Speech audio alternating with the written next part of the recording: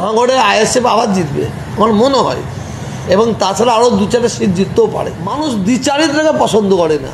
অনেকে মনে করছে তোহা হুজুর বুড়ো হয়ে গেছে, বুড়োর মার তো এখন খাইনি, বুড়ো যখন জেগে ওঠে না তখন কিন্তু কেউ সামলাতে পারবে না। অনেক চক্রান্ত চলছে যে তোহা সিদ্দিকী যদি দমাতে পারি, তোহা সিদ্দিকী যদি আমি বসিয়ে দিতে পারি, তাহলে এই দুটো একটা চালাকে দিয়ে মুসলমানদের যে মেরুদণ্ড ভেঙেছি আরো মেরুদণ্ড ভেঙে দেবো। রাস্তা ধারে দাঁড়িয়ে বলছে আমি নাকি মূর্খ, আমি নাকি জাহেল, আমি নাকি অজ্ঞ, কিছু পড়াশোনা করিনি, আমার 2 এর সার্টিফিকেট নাই, 3 সার্টিফিকেট নাই, মাশাআল্লাহ ওর বড় সার্টিফিকেট। একদিন আমার রাস্তার ধারে দাঁড় করিয়ে দেখবে, আপনি দাঁড়ান আপনার জিভটা দেখবো, তৃণমূলের খেতে খেতে কত জিভটা মোটা হয়ে গেছে। দেখছি সেই মাল দেখছি একদম 5-8টা আরম্ভ করে দিয়েছে, 5-8টা আরম্ভ করে দিয়েছে। অনেক আছে ঘুরে ঘুরে দেখছে কিভাবে খুঁত খুঁজবো, কিভাবে তোহা হুজুরের বদনাম করব, কিভাবে সমালোচনা করব। আমার কোনো দুঃখ ব্যথা নাই, শুধু আপনাদের কাছে আপনারা আমার জন্য দোয়া করবেন, আপনারা আমার জন্য দোয়া চাইবেন। আমি ভিক্ষা চাইছি আপনাদের কাছে, দোয়া করবেন আল্লাহ যেন আমার ঈমানের সঙ্গে মওত দেন। অনেকে বলে তোহা হুজুর এই মমতার এই অমুকের, এই কে বলেছে, কে বলেছে?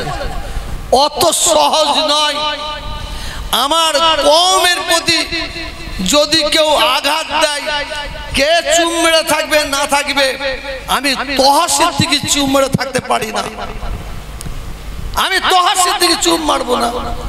আজকে বাংলার যত মানুষ, যত ইমাম সাহেব, যে ইমামের যে ভাতা পাচ্ছেন তার অবদান কার এটা জেনে নেবেন আপনাদের ছোট ভাই তোহা সিদ্দিকীর। যত মুয়াজ্জিন ভাতা পাচ্ছেন এর অবদান কার আপনারা খবর নিয়ে জানতে পারবেন, এই আপনাদের ছোট ভাই তোহা সিদ্দিকী। আজকে মহারাজরা এসেছিলেন, আমি মমতা ব্যানার্জিকে বলেছিলাম আপনি ওয়াকফ সম্পত্তি থেকে, তার আয় থেকে ইমাম মুয়াজ্জিনদের আপনি ভাতা দিচ্ছেন, ওরা কি করেছে? ওদের তো দেবত্ব সম্পত্তি আছে। উনি বলেন তাই না, উনিও তাদের দেবত্ব সম্পত্তি থেকে ভাতা দিচ্ছেন। তবে যদি কেউ বাংলার কোন এমএলএ, কোন এমপি, কোন মন্ত্রী যদি আমি তোহাকে মিসইউজ করার চেষ্টা করে, দোয়া করবেন তোহা সিদ্দিকীকে মিসইউজ করতে পারবে না, তোহা সিদ্দিকীকে মিসইউজ করতে পারবে না, এটা মাথায় রাখবেন। অনেকে মনে করছে তোহা হুজুর বুড়ো হয়ে গেছে, শোনেন বুড়োর মার তো এখন খাইনি, বুড়ো যখন জেগে ওঠে না তখন কিন্তু কেউ সামলাতে পারবে না। এখন কিছু কিছু ফচকে চিটিংবাজ, ধোঁকাবাজ, হ্যাঁ অনেকে অনেক রকম কথা বলছে, বলতে দেন। কোন একজন আপনারা দেখেছেন কি বলে সোশ্যাল মিডিয়ায় একজন আব্বাজান আলা হযরত ছোট হুজুর পীর কেবলা রহমাতুল্লাহ আলাইহি, ছোটবেলায় আমি দেখেছি তখন ফোন ছিল না, চিপের কোনো ব্যবস্থা ছিল না, তখন টেপ রেকর্ডার ছিল। বড় ভাই সাহেব হুজুর পীর কেবলা, মেজো ভাই সাহেব হুজুর পীর কেবলা পবিত্র হজ মুবারকে যাবেন। আমরা সবাই হাজির ছিলাম, পবিত্র হজ মুবারকে যাবেন। দুই ভাই অর্থাৎ বড় ভাই মেজো ভাই গাড়ির ড্রাইভারকে বললেন যে গাড়িটা একটু রাস্তার ওদিকে নিয়ে যাও, একটু দূরে নিয়ে যাও। তার কারণ আব্বা হুজুর কেবলা আছেন, ওনার সঙ্গে দেখা করে ওনারা একটু হেঁটে গাড়িতে উঠবেন। একটু ইশারাটা আল্লাহ হযরত ছোট হুজুর পীর রাহমাতুল্লাহ বুঝতে পেরে গেলেন। বুঝার সঙ্গে সঙ্গে গাড়ির ড্রাইভারকে উনি জালালি মিজাজে একটু হাঁকার মারলেন, তাড়া মারলেন, এই ড্রাইভার সাহেব এক কদম এক পা গাড়ি আগাবেন না বলে নিয়ে বড় ভাই এবং মেজ ভাই সাহেবকে দুজনকে উদ্দেশ্য করে বলছেন, তোমরা আমার ছেলে ঠিক আছে, কিন্তু এই মুহূর্তে এই সময় তোমরা আল্লাহ এবং আল্লাহ রসুলের দরবারের মেহমান, তোমাদের দরজার তাবকা অনেক বেশি। হুজুর কেবলা কি করলেন, নিজে গাড়ির দরজা খুললেন, একটা গাড়িতে বড় ভাই সাহেব হুজুরকে নিজে হাতে বসালেন, আর একটা গাড়ির দরজা খুলে মেজো ভাই সাহেব হুজুর কেবলাকে বসালেন। সেই আদর্শ, সেই মহাব্বত, সেই ভালোবাসা আমার এবং আমাদের ভাই সাহেবদের এখন ইয়াদ আছে। হজ করে বাড়িতে ফিরলেন, হুজুর কেবলা মসজিদে বসে আছেন, সেখানেও আমি হাজির। হুজুর কেবলার কাছে দু ভাই সাহেব মুসাফা করলেন, কদম বসি করলেন। আব্বা হুজুর কেবলা দুইজনকে সর্বপ্রথম যে প্রশ্ন করলেন, বাবা আমার জন্য আল্লাহর কাবায় হাত দিয়ে দোয়া চেয়েছো বাবা? বলে আব্বা জান চেয়েছে। বাবা আমার জন্য আল্লাহ রসুলের দরবারে সালাম দিয়েছো বাবা? বলে আব্বা জান সালাম দিচ্ছি। আশিকে রসুল ছিলেন, তো একটা টেপ রেকর্ড আর কটা ক্যাসেট দিয়েছিলেন। উনি যখন গাড়ি করে যেতেন, গাড়িতে টেপ রেকর্ডার লাগানো থাকতো। আমি বহুতবার গাড়িতে দেখেছি, ক্যাসেটটা চলতো, কিরাতটা চলতো কার? কারি আব্দুল বাসির সাহেব রহমাতুল্লাহ আলাইহি। উনি মসজিদের চাতানে বসে সুইচ টিপে দিতেন, কোরআন তিলাওয়াত শুনতেন, কোনো দিকে কোনো ধ্যান দিতেন না, চোখ বন্ধ করে কোরআন তিলাওয়াত শুনতেন। আমরা লক্ষ্য করে দেখেছি দুই চোখ মুবারক থেকে পানি টপ টপ টপ টপ করে গড়িয়ে যেত।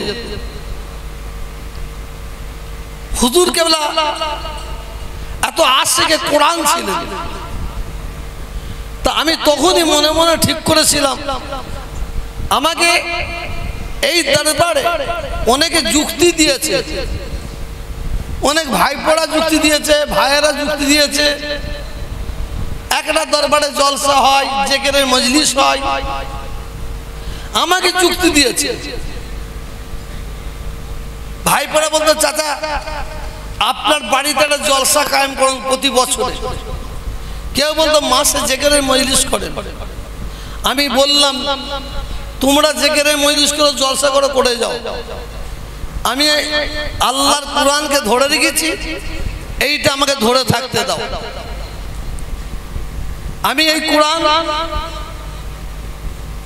তিলাওয়াতের মজলিস করি। আমি বহু জায়গায় গিয়েছি, দেখেছি কোরআনের কম্পিটিশন হয়, কিরাত কম্পিটিশন হয়। তাতে কি দেয়? একটা পাখা দেয়, একটা সাইকেল দেয়, একটা টেবিল ফ্যান দেয়। চিন্তা করলাম, বড় বড় খেলা হয়, সেখানে কম্পিটিশনে 1 লাখ 1.5 লাখ টাকা করে প্রাইজ দেয়, বড় বড় সিল কাপ দেয়। হারাম কাজে। দেখবেন ফুটবল খেলা যেখানে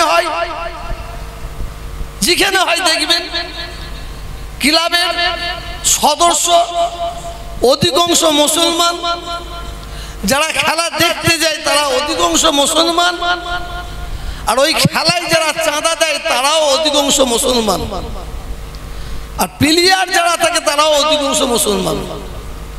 আমি বহু জায়গায় গেটে দেখেছি বাপের নাম দিয়ে ছেলেরা টুর্নামেন্ট করছে আলহাজ অমুক সাহেবের স্মৃতির উদ্দেশ্যে, আলহাজ অমুক সাহেবের স্মৃতির উদ্দেশ্যে।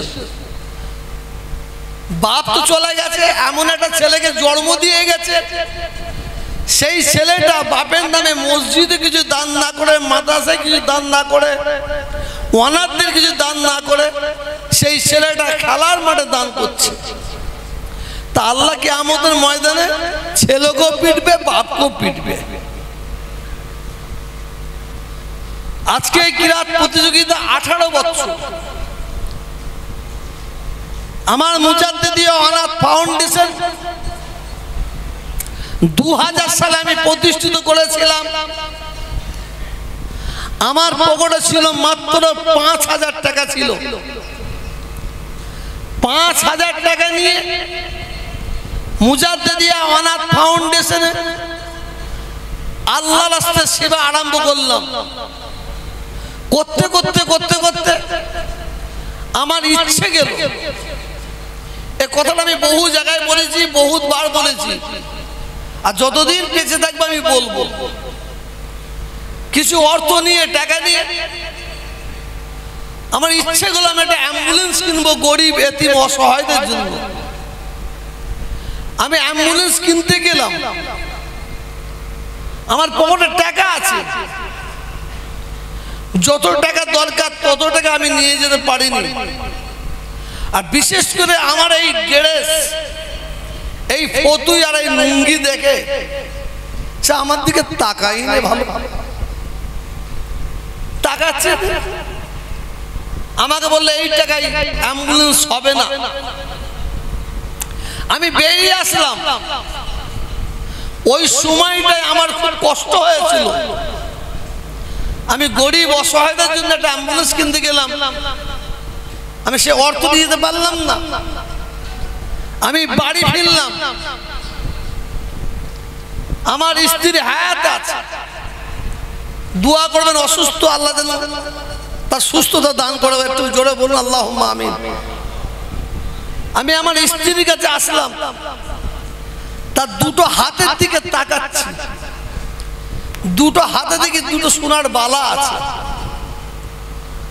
আমি দেখছি আর মনে মনে বলছি বলবো না বলবো না, আবার মনে করছে বলি, আবার বলছি না। করতে করতে মনের মধ্যে ঠিক করলে এটা আমার জন্য নাই, আমি গরিবদের জন্য বলবো। আমি আমার স্ত্রীকে বললাম, তোমার হাতের বালা দুটো আমাকে দেবে? বলে কেন? আমি অ্যাম্বুলেন্স কিনতে গিয়েছিলাম, আরো টাকার দরকার। একটু মুচকি হেসে নিয়ে হাসি মুখে দুটো বালা আমায় খুলে দিয়েছিল। আমি সঙ্গে সঙ্গে নিয়ে শিয়াখালায় গিয়েছিলাম। শিয়াখালায় একটা বুড়ো স্যাকড়া আছে, তাকে গিয়ে বিক্রি করে দিলাম। টাকা পয়সা নিয়ে আবার গেলাম। প্রথম অ্যাম্বুলেন্স আমি কিনেছিলাম। আজকে আপনাদের সহযোগিতায়,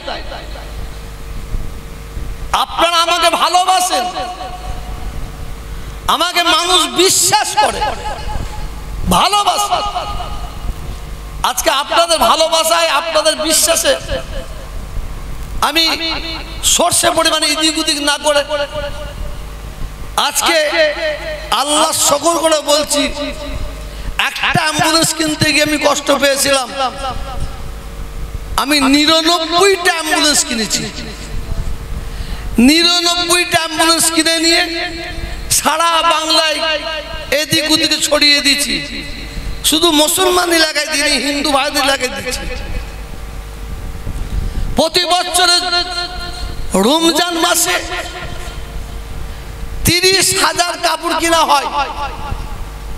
15,000 কাপড় আমার হিন্দু মা বোন ভাইদের হাতে তুলে দিই। 15,000 কাপড় আমার মুসলমান মা বোন ভাইদের হাতে তুলে দিই। আমি মুজাদ্দিদিয়া অনাথ ফাউন্ডেশন তরফ থেকে 20টা মেয়ের একসঙ্গে বিয়ে দিচ্ছি। 20টা মেয়ে, ওই ছোটখাটো হিসেবে না, আমি প্রত্যেকে কানে, নাকে, আঙুলে আর পায়ে আমি গয়না করে দিচ্ছি। ছেলেদের সাইকেল, ঘড়ি দিচ্ছি, খাট, ড্রেসিং টেবিল, আলমারি, গদি, বালিশ সব কিনেছি। এবং বরপক্ষে 50 জন, মেয়ে পক্ষে 50 জন, তাদের জন্য গরুর বিরিয়ানি নয়, খাসির বিরিয়ানি করেছি। বাবুজিকে বলেছি 100 গ্রাম সর্ষের তেল না যায়, গাওয়া ঘি দিয়ে আমি বিরিয়ানি করেছিলাম। বড় লোকরা বাড়ির সামনে ফুচকা রেখে দেয়, আমিও লাইন দিয়ে ফুচকা বসে দিচ্ছি। পান রেখে দেয়, আমিও পান বসে দিচ্ছি। কারণ কোনো গরিব মা বোন না কষ্ট পায় যে আমরা গরিব বলে কোনো রকমে এইভাবে আমাদের বিয়ে দিয়ে দিল। Heart attack, brain stroke, kidney damage, আরো অন্য বিষয় আল্লাহ যত রকমের সাহায্য করায় আল্লাহ করিয়েছে। কিন্তু একটা জিনিস মাথায় রাখবেন, যত টাকা খরচা করি আমার বাপের এত টাকা নাই, আমার বাপের এত টাকা নাই। আমাকে মানুষ ভালোবাসে, বিশ্বাস করুন। যদি কেউ হিসাব চান আমি হিসাবটা কালকেই দেবো। এই সুন্দর অনুষ্ঠানটা করতে কিছু কম বেশি 40-42 লাখ টাকা খরচা এই অনুষ্ঠান করতে। কিন্তু কোনো দিকে আমার ঘাটতি পড়ে না, কোনো দিকে ঘাটতি পড়ে না। আমাকে হাত বাড়িয়ে আমার মহাব্বতের মানুষ আছে, ভালোবাসার মানুষ আছে, আমি যাকে যা বলি তারা আমাকে সেইভাবে সাহায্য করে। আল্লাহ তাআলার দরবারে দোয়া চাই প্রত্যেকটা দাতাদের আল্লাহ যেন হালাল বরকত দান করে, বলুন আমিন। এই মাদ্রাসা আল্লাহ করিয়েছেন, মসজিদ করিয়েছেন, মুসাফিরখানা করিয়েছেন। আমার বড় নিয়ত আছে, দোয়া করবেন এইটা করে যেন আল্লাহ আমার মওত দেন। আমি ফুরফুরা শরীফের জমিনে একটা মসজিদ করব, যে মসজিদে যেন একসঙ্গে 4 থেকে 5 হাজার মানুষ নামাজ পড়তে পারে। এই উদ্দেশ্য আমার আছে। কিন্তু আমার বিশ্বাস, আমি যদি হাত দিই আল্লাহ আমাকে ফিরাবে না, পড়াবে, এটা আমার বিশ্বাস। সব আপনাদের দোয়াই। আমি আগেও বলেছি, আজকেও বলছি, এই এখনো বলছি, এত যে আল্লাহ ইজ্জত সম্মান আল্লাহ দিয়েছেন একমাত্র আমার রাসূল পাকের কদমের ওসিলায়, আমার আব্বা জান আম্মা জানের দোয়াই। দোয়া করবেন আমি যেন এইভাবে মানুষের খেদমত করতে পারি। অনেকে অনেক সমালোচনা করে, দেখেন পুকুরে মাছ ছাড়লে হবে না, মাঝে মাঝে জাল দিতে হবে, তারা না খেলে না মাছ বড় হয় না, শুনেছি।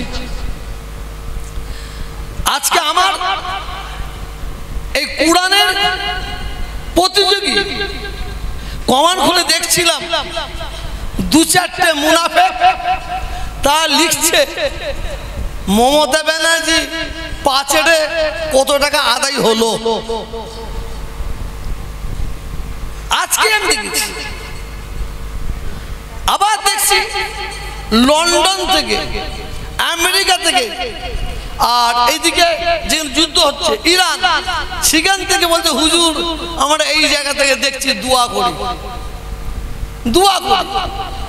দেখেন মনে রাখবেন, ইসলামের শত্রু কাফের নয়, ইসলামের শত্রু কাফের নয়, ইসলামের শত্রু কাফের যা, তার চেয়ে বড় শত্রু হচ্ছে মুনাফিক, সেটা হচ্ছে মুসলমান।